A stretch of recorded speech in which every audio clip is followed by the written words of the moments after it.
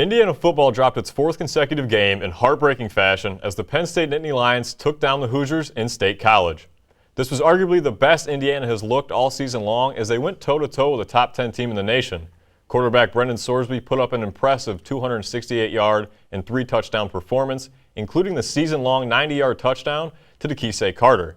Ultimately, a few costly turnovers and plays on special teams allowed Penn State to hang around as they pulled away with a long touchdown late in the fourth quarter and the win. Thanks, Sam. The Indiana swim and dive teams headed up to West Lafayette for one of their final meets before the Big Ten championships. For over a decade, the men's and women's teams have defeated Purdue, and this weekend they defended their streak by dominating them in their own pool. The Hoosiers swept the podium across the board with Quinn Henniger and Carson Tyler winning the 1-meter as well as the platform diving events. In the water, the Hoosiers swept the podium in the second heat of the individual medley with seniors Brennan Burns and Mike Cavillo finishing less than half a second apart.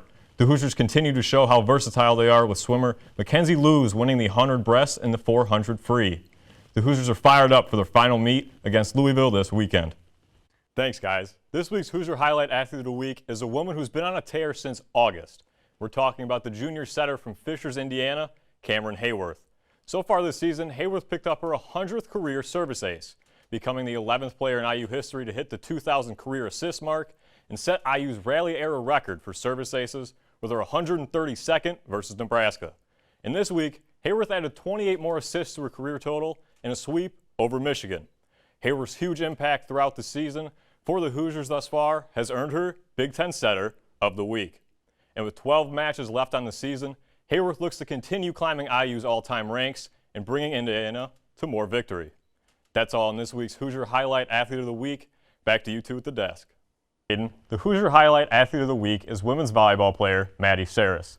The sophomore outside hitter from Canada has had nothing short of an amazing season so far for the Hoosiers. Her 348.5 points in the season put her at 6th in the Big Ten, and her 3.7 kills a set have her at 5th. More importantly, this past weekend, she recorded 16 kills over the 25th ranked team in the country, the Michigan Wolverines. Only 2 days later, Saris piled up another 15 kills up in East Lansing to help propel the Hoosiers past Sparty. With Saris' play for the first time since 1989, yes, over 30 years ago, an IU volleyball team has won at Michigan and Michigan State in the same season. Hopefully Saris and the ladies can keep it up through their next two matches against Rutgers and Purdue. And that's all for Hoosier Highlight this week. Back to you at the desk.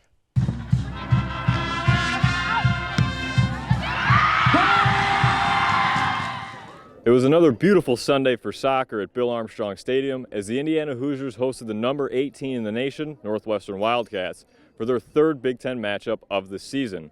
And the Hoosiers started this match off fast. Hope Paredes had her first season goal in the second minute of this match. It felt great to get my first goal of the season, and I just feel like our team, we all work hard every day, and we always have like the underdog mentality every time we train. And I think just for me to score, it just feels like everyone deserves it. Like we deserve it. We've been working really hard in the summer, and I feel like our mentality is just so much better this year. Even though the Hoosiers started off quick on offense, it seemed to stall for both teams. As it was an undisciplined first half, the Hoosiers couldn't convert 1 of 5 shots, and Northwestern couldn't even get one up.